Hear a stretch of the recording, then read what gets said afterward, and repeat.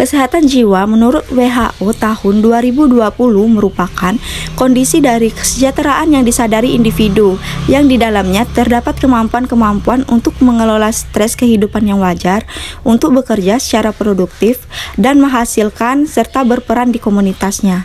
Sejarah kesehatan jiwa dimulai sejak zaman prasejarah, yang mana salah satu pengobatan dalam gangguan jiwa sejak zaman prasejarah hingga ke abad pertengahan adalah melubangi tengkorak untuk melepaskan roh jahat keluar dari tubuh. Yang mana tengkorak dengan lubang yang demikian disimpan dan dipelihara karena dianggap memiliki tuah untuk mengusir ruh jahat.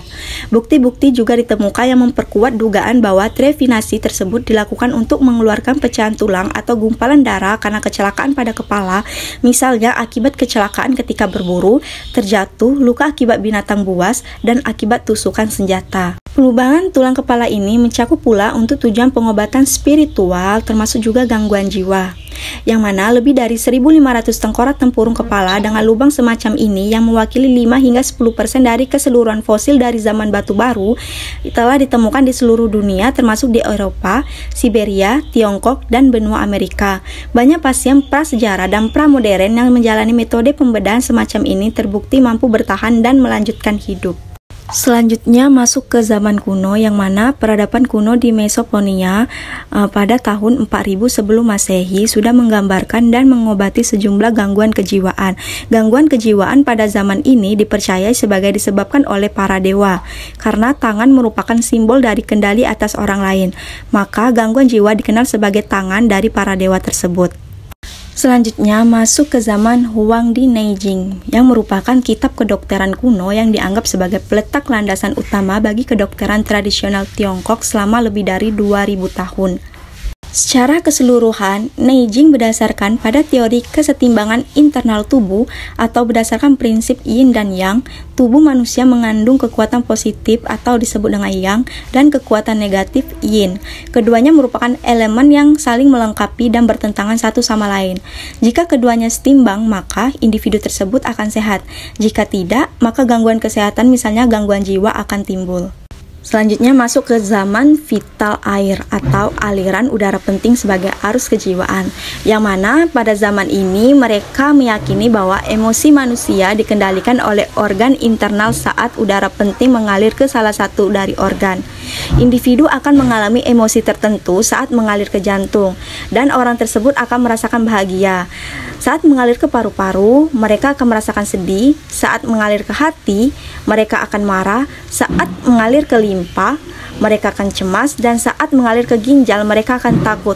Teori ini menyarankan orang untuk hidup dengan baik dan selaras untuk menjaga pergerakan udara dalam tubuh.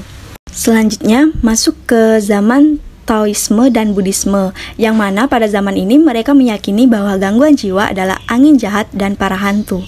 Pada periode dinasti Qing dan Tang pada abad 420 sampai 618 sebelum Masehi, angin jahat dan hantu-hantu dituduh menjadi makhluk pengganggu yang menyebabkan seseorang menjadi berperilaku tidak terkontrol dan membuatnya menjadi punya aspek emosi yang tidak sesuai dengan sekitarnya. Pada tahun 1900 sebelum Masehi menggambarkan bahwa perempuan dapat mengalami masalah kejiwaan karena berubahnya letak rahim. Untuk menyembuhkannya, penulis papirus Mesir tersebut yang kemudian juga diadopsi oleh orang-orang Yunani menggunakan semacam dupa agar sang rahim kembali kepada lokasi yang seharusnya. Orang Mesir meyakini dengan menggunakan wangi-wangian yang menyenangkan itu untuk memancing agar mendekati sesuatu bagian tubuh. Dalam kaitannya dengan kesehatan jiwa, Hippocrates adalah penemu tipe-tipe kepribadian klasik, yang mana menurutnya tubuh terdiri dari 4 dasar cairan, yaitu darah, dahak, empedu kuning, dan empedu hitam. Berbagai ragam dari kepribadian muncul disebabkan oleh ketidakseimbangan dalam tubuh yang berkaitan dengan cairan-cairan tersebut. Dan Hippocrates menggolongkan kepribadian menjadi 4 macam temperamen, yaitu riang gembira, pemurung, bersemangat, serta lamban. Pengobatan yang diresepkan oleh Hippocrates dimasukkan untuk mengembalikan kesetimbangan keempat cairan tersebut, yaitu dengan cara pengeluaran darah, relaksasi, pengubahan diet, atau pengubahan tempat dan iklim.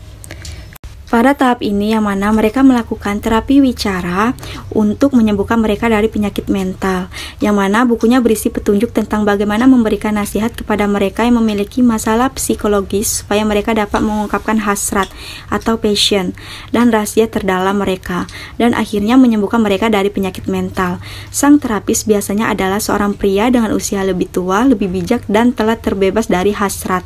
Hasrat inilah yang menurut Galen adalah penyebab masalah psikologis yang dialami oleh seseorang.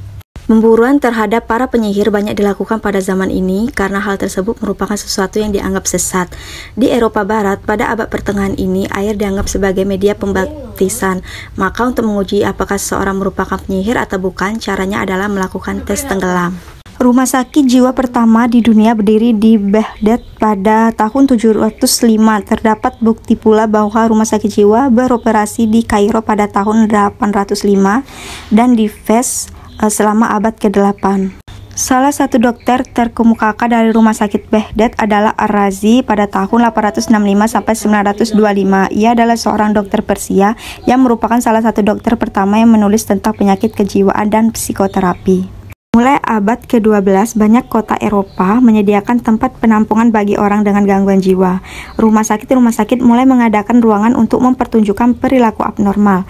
Perawatan seringkali dipaksakan dengan kekerasan. Salah satu bangunan yang sangat terkenal yang seperti demikian adalah Bethlehem, yang telah menerima pasien gangguan jiwa sejak tahun 1377. Dan di Amerika Serikat, Benjamin Rush percaya bahwa gangguan jiwa disebabkan oleh terhambatnya peredaran darah atau oleh karena terlalu berlimpahnya penerimaan yang diterima oleh panca indera. Oleh karena itu, ia mengobati orang dengan gangguan jiwa dengan beberapa alat yang dimasukkan untuk melancarkan peredaran darah ke otak, antara lain kursi putar dan kursi penenang. Terapi moral atau dalam bahasa Perancis, treatment moral adalah sebuah istilah yang secara umum dinisbatkan kepada Philippe Pinel pada tahun 1745 sampai 1826 daripada tokoh-tokoh yang lainnya. Pinel lebih banyak menganggap bahwa alasan dari dilakukannya terapi moral adalah karena kewajiban moral yang berbeda dengan apa yang dilakukan oleh keluarga Tuke di Inggris, yang berlandaskan pada alasan keagamaan yang berbeda dengan pendapat William Browne pada tahun 1805 sampai 1885 di Skotlandia.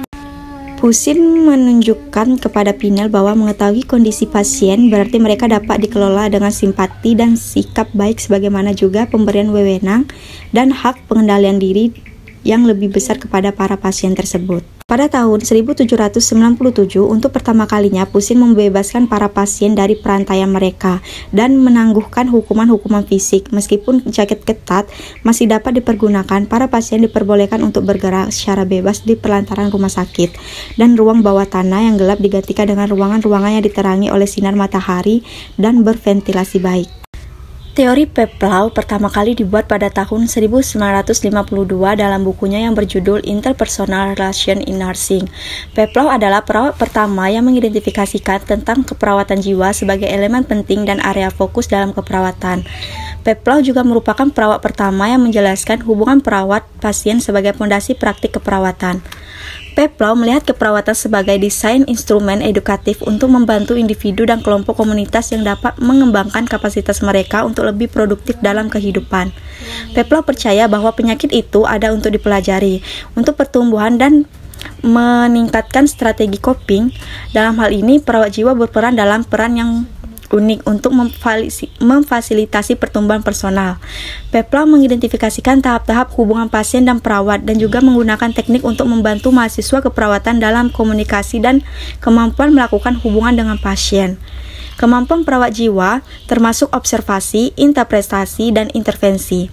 Perawat mengobservasi dan mendengarkan pasien, mengembangkan impresi tentang arti dari situasi pasien. Dengan mengembangkan proses ini, perawat dapat melihat pasien sebagai individu yang unik. Pendekatan Peplau adalah percakapan terapeutik antara partisipan dan observer. Teori Peplau digunakan dalam keperawatan jiwa karena teori ini adalah aplikasi dari teori Sullivan tentang praktik keperawatan tentang kecemasan.